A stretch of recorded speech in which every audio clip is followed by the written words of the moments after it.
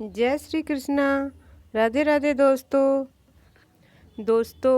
आज अपनी वीडियो में मैं आपको राहु काल के विषय में जानकारी देने जा रही हूँ। आज की वीडियो में आप जानेंगे कि राहु काल क्या होता है, राहु काल से संबंधित पौराणिक कथा कौन सी है, और वीडियो के अंत में मैं आपको राहु काल से संबंधित एक बहुत ही खास जानकारी देने वाली हूँ, जिसमें आप जानेंगे कि राहु काल के दौरान किस देवी देवता की पूजा भी फलदायी हो सकती है। इसलिए वीडियो को अंत तक अवश्य देखें। तो आइए दोस्तों, सबसे पहले हम जानते हैं कि राहु काल क्या होता है। राहु काल का प्रभाव क्या पड़ता है। राहु काल का अर्थ होता है राहु का काल। राहु को एक अशुभ ग्रह माना जाता है और जाहिर है कि अशुभ ग्रह का काल भी अशुभ ही होगा और उसका प्रभाव भी अशुभ ही होगा। इसलिए राहु काल में सभी शुभ कार्य और मांगलिक कार्य वर्जित होते हैं। यहाँ तक कि राहु काल में किसी भी धार्मिक कार्य का प्रारंभ भी नहीं किया जाता। दोस्तों, राहु काल सूर्योदय से लेकर सूर्यास्त के बीच में ही होता है।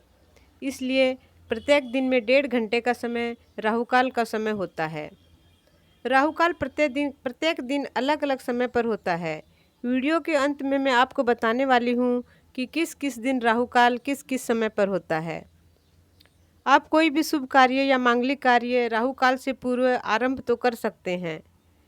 कार्य के बीच अगर राहु काल आ जाता है तो इसमें आपको कोई हानि नहीं होती। बस आपको इतना ध्यान रखना है कि राहु काल के चलते कोई भी शुभ कार्य आपको आरंभ नहीं करना है। राहु काल समाप्त होने के बाद भी आप अपना शुभ कार्य या मांगलिक कार्य आरंभ कर सकते हैं। बस आपको राहु काल का 1.5 घंटे का समय अवॉइड करना होता है। कभी कभी पूरे दिन शुभ मुहूर्त होता है, मगर केवल शुभ मुहूर्त के आधार पर ही कोई भी शुभ कार्य या मांगलिक कार्य नहीं किया जा सकता। शुभ मुहूर्त वाले दिन भी राहु काल के समय को अवॉइड करना पड़ता है।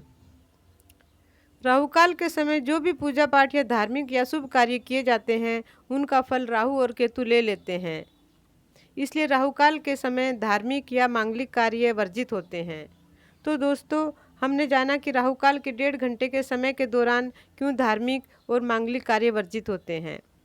अब हम जानेंगे कि राहु काल के पीछे कौन सी पौराणिक कथा छुपी हुई है।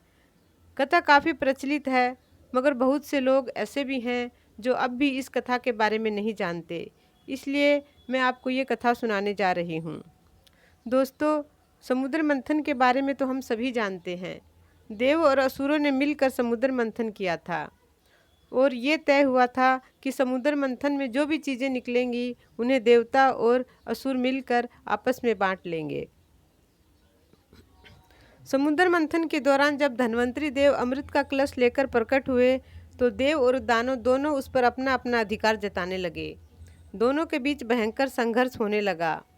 देव और दानव दोनों ही अमृत कलश पर अपना अपना एकाधिकार चाहते थे। स्थिति को असमंजस में देखकर धन्वंतरी देव ने भगवान विष्णु का स्मरण किया और देव दानवों के बीच होने वाले संघर्ष का निवारण करने के लिए उनसे प्रार्थना की।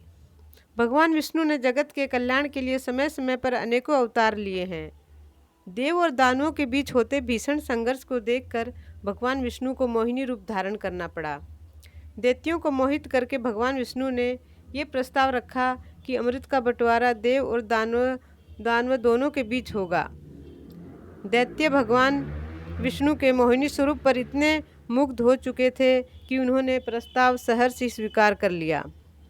अब देव और दानव दोनों अमृत पान करने के लिए अलग अलग पंक्तियों में बैठ गए।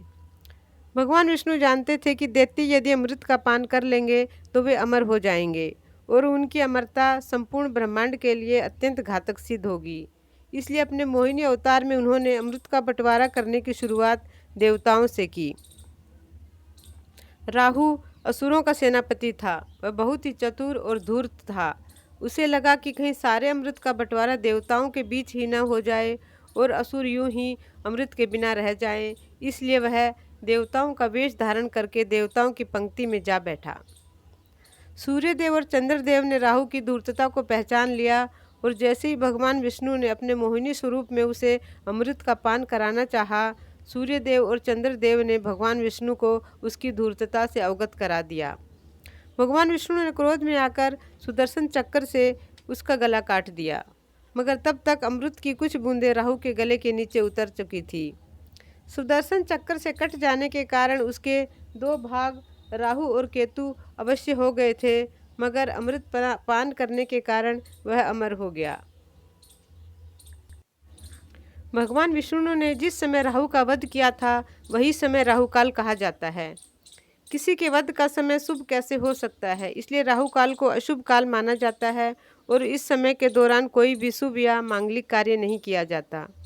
तो दोस्तों, आपने जाना कि राहुकाल क्या होता है, इसका प्रभाव क्या होता है और राहुकाल के पीछे की पौराणिक कथा कौन सी है। अब हम जानेंगे कि सप्ताह के 7 दिनों में राहुकाल का समय क्या होता है, कितने बजे से कितने बजे तक राहुकाल रहता है। राहुकाल का समय प्रतिदिन 1.5 घंटे का होता है। आइए अब हम जानते हैं कि प्रतिदिन 1.5 घंटे का राहुकाल कब से कब तक होता है। सबसे पहले हम जानेंगे कि रविवार के दिन राहुकाल का समय कब से कब तक रहता है। रविवार को राहुकाल सायं 4:30 से सायं 6 बजे तक रहता है। सोमवार को राहुकाल का समय प्रातः 7:30 से प्रातः 9 बजे तक रहता है।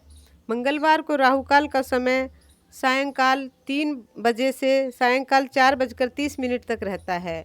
बुधवार को राहुकाल का समय दोपहर 12 बजे से 1:30 तक रहता है। गुरुवार के दिन राहुकाल का समय दोपहर 1:30 से 3 बजे तक रहता है। शुक्रवार को राहुकाल का समय प्रातः 10:30 से दोपहर 12 बजे तक रहता है और शनिवार को राहुकाल का समय प्रातःकाल 9 बजे से प्रातःकाल 10:30 बजे तक अर्थात 10:30 तक रहता है। दोस्तों, आपने जाना कि प्रतिदिन राहुकाल कब से कब तक रहता है। हाँ, अलग अलग प्रदेशों में 5-10 मिनट का अंतर अवश्य हो सकता है, मगर प्रामाणिक समय यही है जो मैंने आपको बताया है। दोस्तों, जैसा कि मैंने अपने वीडियो के आरंभ में बताया था कि वीडियो के अंत में मैं आपको एक बहुत ही खास जानकारी देने वाली हूँ। राहुकाल के 1.5 घंटे में वैसे तो सभी मांगलिक और शुभ कार्य वर्जित किए जाते हैं, यहाँ तक कि पूजा पाठ भी राहुकाल के 1.5 घंटे के समय अवॉइड कर दी जाती है, अर्थात इस समय देवी देवताओं की पूजा का कोई फल नहीं मिलता। मगर महिषासुर मर्दिनी, मधुकैटभ विनाशिनी और शुंभ निशुंभ का वध करने वाली भगवती माँ दुर्गा की पूजा उपासना राहुकाल के समय में की जा सकती है। दुर्गा सप्तशती का पाठ राहुकाल में विशेष फलदायी होता है। कहने का तात्पर्य है कि शक्तिशाली असुरों का संहार करने वाली माँ भगवती दुर्गा ही एकमात्र ऐसी देवी है जिनकी पूजा उपासना राहुकाल में भी की जा सकती है। तो दोस्तों, आशा है आपको मेरे द्वारा दी गई यह विशेष जानकारी पसंद आई होगी। अगर वीडियो पसंद आई हो तो लाइक, कमेंट और शेयर अवश्य करें। आज के लिए बस इतना ही। अगले किसी वीडियो में फिर मिलती हूँ एक नई जानकारी के साथ। तब तक के लिए जय श्री कृष्णा, राधे राधे। दोस्तों, आपका दिन शुभ हो। वीडियो अंत तक देखने के लिए धन्यवाद।